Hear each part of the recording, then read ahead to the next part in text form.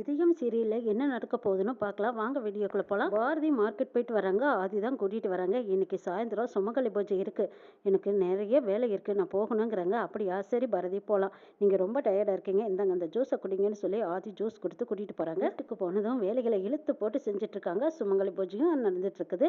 அப்ப எல்லாரும் வந்து சாமியை கும்பிட்டு முடிச்சதுக்கு அப்புறமா அவங்க மாங்கல்யத்துல எல்லாரும் பொட்டு வச்சுக்கிறாங்க. அப்ப ஆதித்யா பார்த்துட்டு, அப்பா நீங்களும் எங்க அம்மாவோட மாங்கல்யத்துல பொட்டு வைங்கன்னு கேட்குறாங்க. பார்த்ததும் எல்லாரும் அதிர்ச்சியில இருக்காங்க. என்னது, சின்ன பையன் பேசுற பேச்சா இது, கொடுத்த மாதிரி எப்படி பேசுறான் பாருன்னு பார்த்துட்டு இருக்காங்க.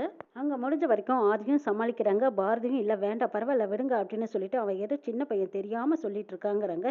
இந்த பக்கமா ஆதித்யா இல்ல, எல்லாரோட கழுத்துல இருந்த செயினுக்கும் குங்குமம் வச்சாங்கல்ல, எங்க அம்மாவோட செயினுக்கும் நீங்க குங்குமம் வச்சு தான் ஆகணும்ப்பா அப்படின்னு பிடிவாதமா கேட்டுக்கிட்டதால ஆதியும் சரின்ட்டு குங்குமத்தை எடுக்கிறாங்க.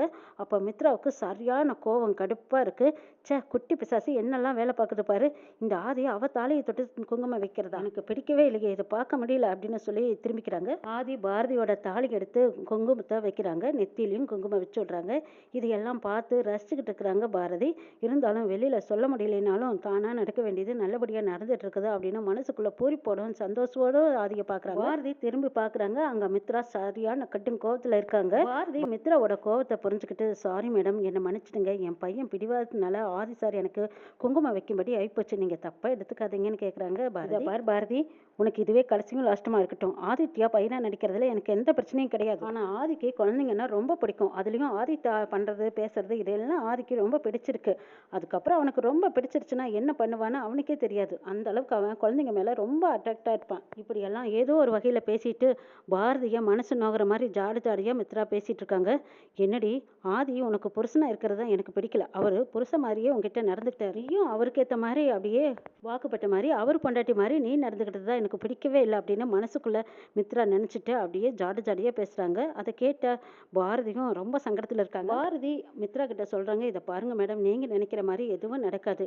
என் பையனுக்கு கூடிய சீக்கிரம் குணமானதும் நான் இந்த ஊரை விட்டே போயிடுறேன், யார்கிட்டையும் சொல்லிக்காம கொள்ளாம நான் போயிடுறேன் மேடம், என்னால எங்களுக்கு யாருக்கும் எந்த பிரச்சனையும் வராம நான் பாத்துக்கிறேங்கிறாங்க.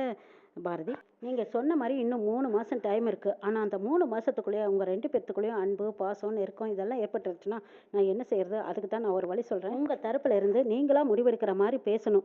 எனக்கும் அதுக்கும் ஒரே வாரத்துல கல்யாணம் செய்யற மாதிரி நீங்க ஆதிக்கிட்ட பேசி அவரை சம்மதிக்க வைக்கணுங்கிறாங்க. ஆதிக்கும் எனக்கும் கல்யாணம் முடிஞ்சிருச்சுன்னா அதுக்கப்புறம் என்ன சூழ்நிலை வந்தாலும் சரி, நான் அதை எப்படியாவது மெயின்டைன் பண்ணி சமாளிச்சுக்குவேன். எங்க 2 பேத்துக்கும் கல்யாணம் முடிஞ்சா என் வாழ்க்கையிலேயே ஒரு நம்பிக்கை பிடிமானம் இருக்குமல்ல, அதுக்காகத்தான் நான் உங்ககிட்ட சொல்றேன். முன்னாடியே சொல்லிட்டேன், நீங்க தான் பார்த்து என் கல்யாணத்துக்கு ஏற்பாடு பண்ணணும்னு கேட்குறாங்க. பாரதி எங்க குழந்தைகளை காணான்னு வந்து பார்க்குறாங்க. ஆதியும் தமிழும் சந்தோஷத்துல நேரமே தூங்கிடுறாங்க. பாரதி வந்து பார்த்துட்டு, என்னது குழந்தைங்க 2 பேரும் நேரமே தூங்கிட்டாங்களான்னு கேட்குறாங்க. இங்க லட்சுமி அம்மா பதில் சொல்றாங்க, ஆமா பாரதி, பாரதி என்ன நினைச்சிட்டு இருக்கிற, குழந்தைங்க பழையபடி குடும்பமா ஒன்னா சேர்ந்துட்டோங்கிற சந்தோஷத்துல இருக்காங்க. இது உனக்கு தெரியலையா? அவங்க நிம்மதியா இன்னைக்கு தான் நேரமே தூங்குறாங்க. நிம்மதியா நேரமே தூங்குறதுக்கு காரணம் இதுதான்னு லட்சுமி அம்மா சொல்றாங்க. இதை கேட்ட பாரதி, இது நிலையா இருக்குமா? ஆனா மித்ரா வேற கல்யாணம் பண்றதுக்காக அவசரப்படுறாங்க. உண்மையை சொல்லவும் முடியல, சொல்லாம இருக்கவும் முடியல. நம்ம குழந்தைகளுக்காக நம்ம ஆதியோட திரும்ப வாழ்வோமா அப்படின்னு பாரதி யோசிக்கிறாங்க. மித்ராவுக்கும் கூடிய சீக்கிரம் கல்யாணம் பண்ணணும்னு என்கிட்ட பேசியிருக்காங்க. இந்த விஷயம் மித்ராவுக்கு தெரிஞ்சா வருத்தப்படுவாங்க. மித்ராவுக்கும் ஆதிக்கும் சீக்கிரமா கல்யாணத்தை பண்ணி வைக்கணுங்கிறாங்க.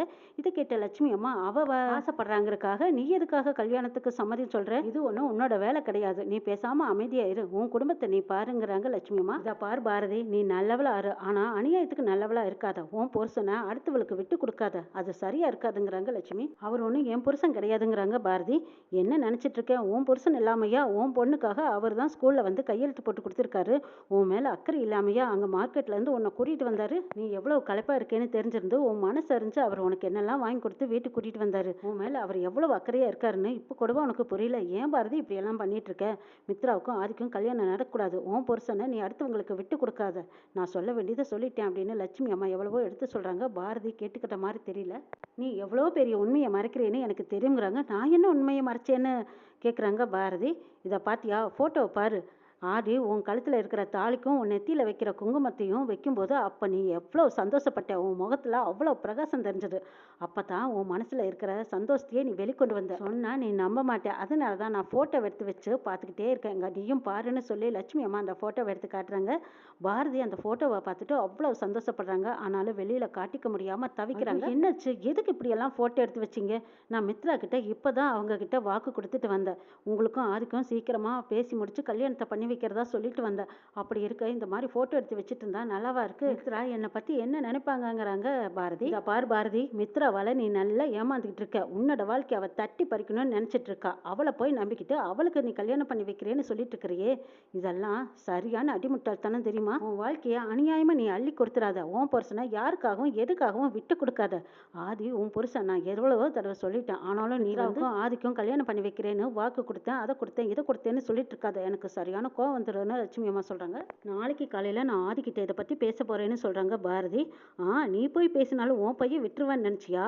இதுவே மித்ராவும் ஆதியும் பக்கம் பக்கமாக உட்காந்து பேசினா கூட உன் பையன் அதை விட மாட்டான். அவனுக்கு தெரிஞ்ச அளவுக்கு கூட உனக்கு தெரியலையே பாரதி. உன் வாழ்க்கையை விட்டு கொடுத்துடாதுன்னு எவ்வளவோ சொல்கிறாங்க லட்சுமி.